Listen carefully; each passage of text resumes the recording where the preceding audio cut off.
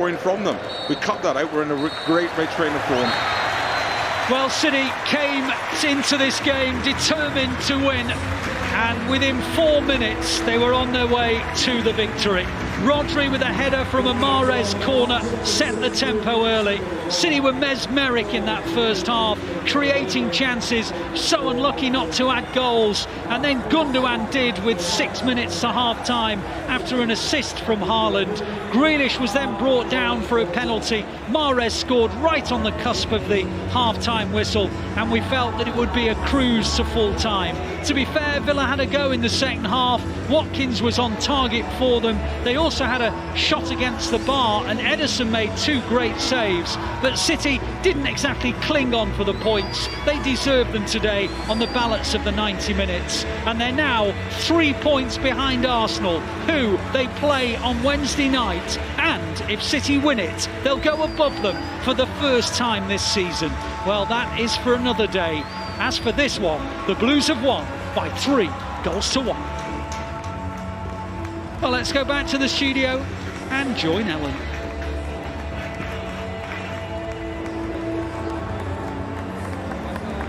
Well, full time here at the Etihad Stadium, 3-1 to Manchester City, seeing them go within 3 points now of Arsenal as we head into a big week, which could see the Blues go top of the league on goal difference with a win on Wednesday night. Still with me in the studio, Stiliyan, Petrov, Gareth Barry and Darius Vassell. Well, maybe not the second half that Pep would have wanted. Stiliyan, what did you make of it? I think that the changes has changed the tempo a little bit for Manchester City. But Villa has had a different approach in the second half. They become a little bit more direct. The changes has made a difference, a little bit more energy. They took more risk. They pushed City a little bit further up the pitch. So there were better performance from Villa in the second half. But just City didn't have the cutting edge in the second half. They created a couple of chances, but I thought Villa reacted much better in the second half. Yeah, absolutely.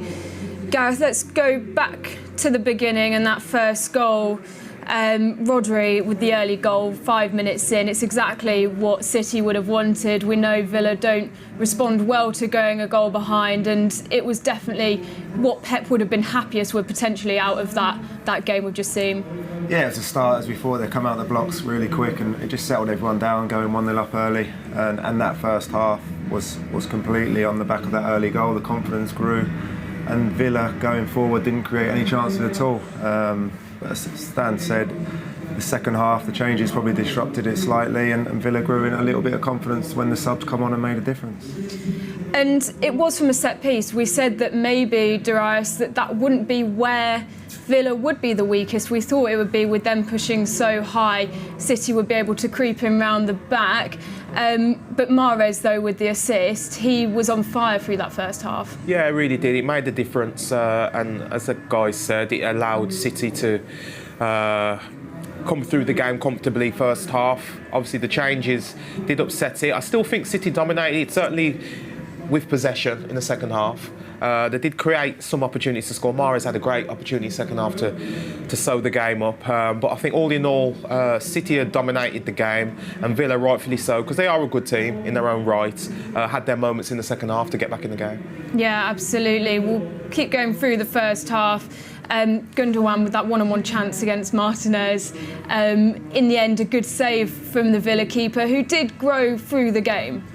Yeah, it was the early chances were coming through set pieces, but that was the first real pattern of play from open play where City looked like scoring, and you know it was one of them runs from deep that Gundogan picks up great positions, and you know generally he would put that away, but this time it just misses the other side of the post. But that was a sign of things to come, really, him getting that chance from open play, and then they grew and grew, and the opportunities come like that.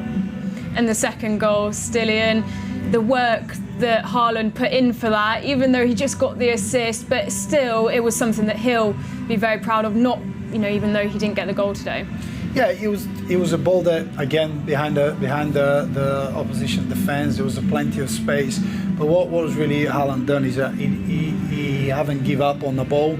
he chased it, he just sniffed it, the defender could make a mistake, and that's what happened. Miscommunication between Chambers and Martinez, and he managed to get into a good position. He could probably finish it, I believe so. If that's Darius, you'll probably try to finish it. You won't even think to you'll try. But then he was very composed, he waited, he took a nice touch, and he just fired the ball across the goal and Gundogan. And we talked about, you know what, his role in the team and what he brings into the team, and he was in the right position. It was an easy tap in.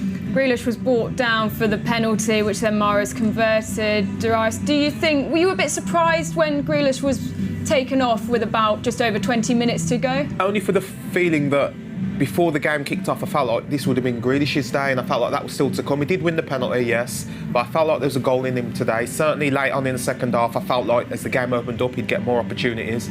So yes, I was surprised to see him come off, but with the form that he's been in over the past couple of weeks, maybe Pep is, thinking about the next games that they've got and wanting to look at other things as well. He certainly didn't do himself any harm with his performance today.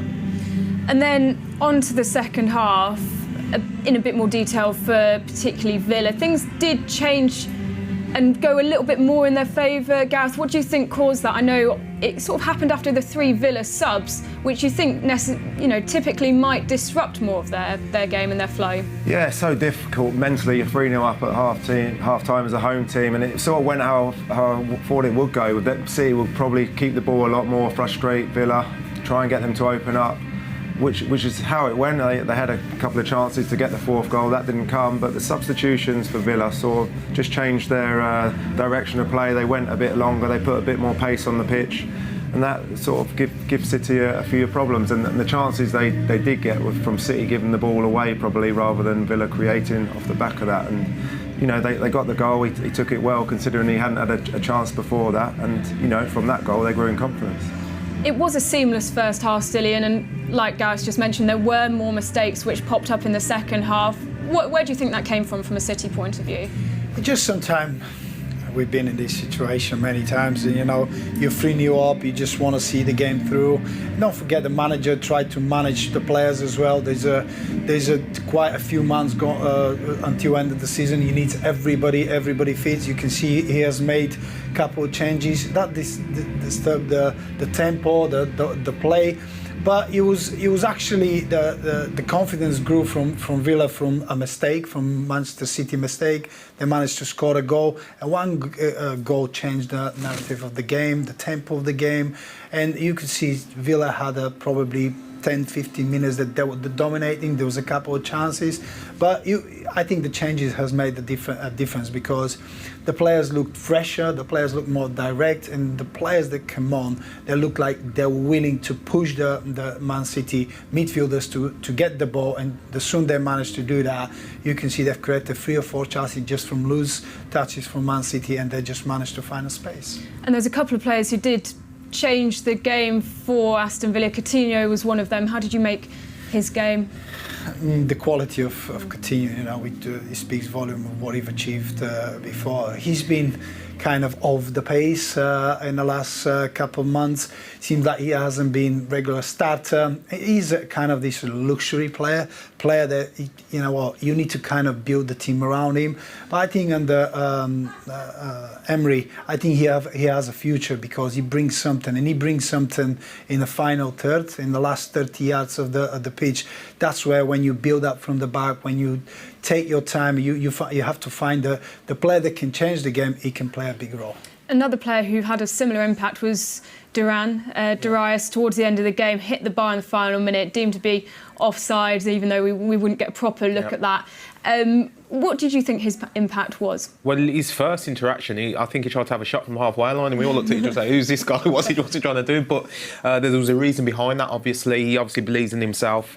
He gets an opportunity shortly after that, which he's describing there, and he pulls off a great sort of half volley, very powerful, and smashes off the bar. So he's certainly someone to look out for.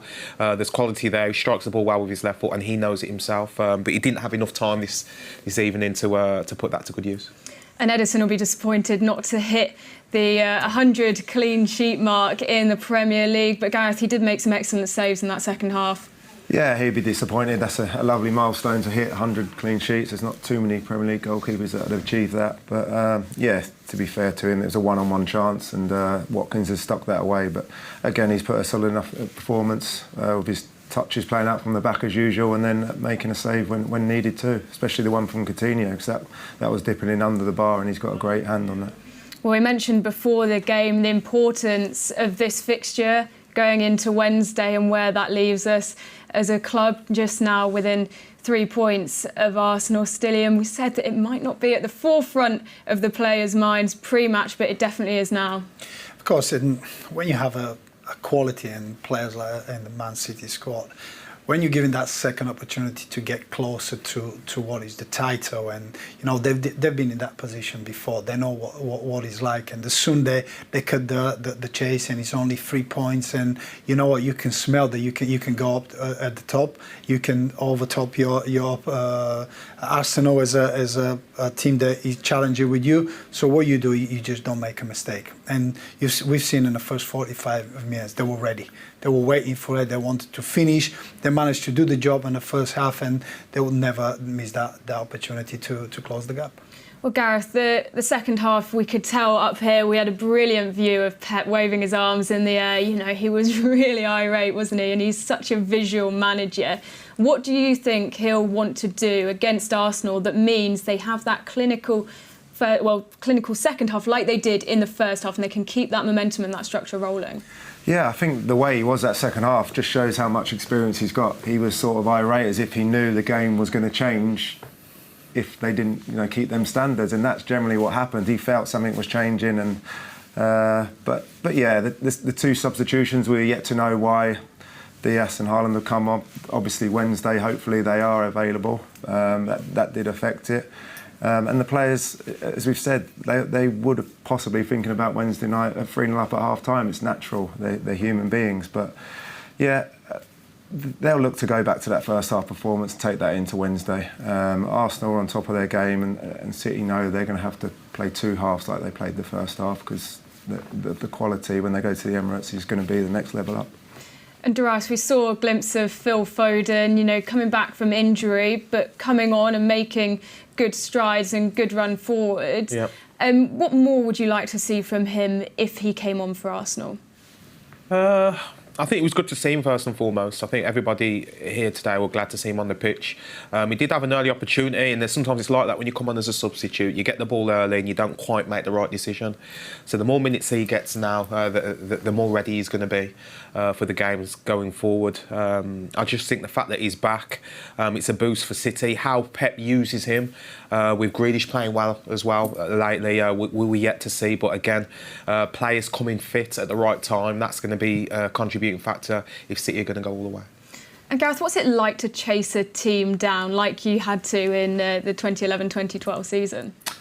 I think mentally all you want to do is be in your hands. I know there's still quite a lot of football left, but you do start panicking when you think, right, we can only do what we can do. You don't want to start relying on Arsenal or whoever is at the top of the league to make mistakes. So at the minute, City, they win their games on goal difference, they're ahead. So mentally, that's quite a big thing to be taking right into the end of the season. So they'll be sitting in the dressing room in a comfortable position, confident that they've got the experience and the players, certainly the manager, to manage all these games and get over the line. Well, thank you all for joining us today. It's been brilliant to have your expertise in the studio. Stiliyan, thank you so much. A brilliant debut from you, I must add.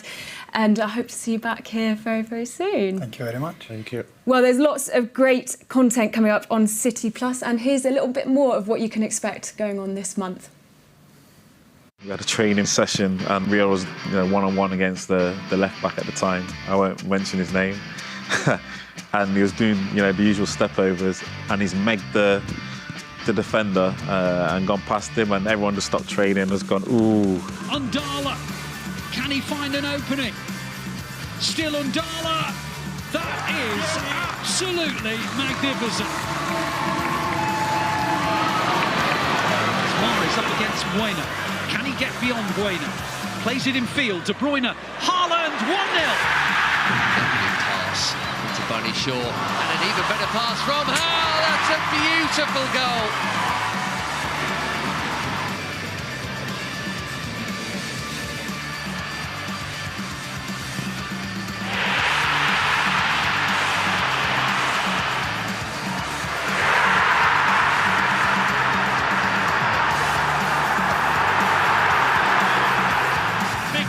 both these clubs. Yes, looking for an opening here for City. Tarnat. Macken, he's won it! He's won the tie here for Manchester City. That has to go down as one of the great FA Cup ties in the history of the competition.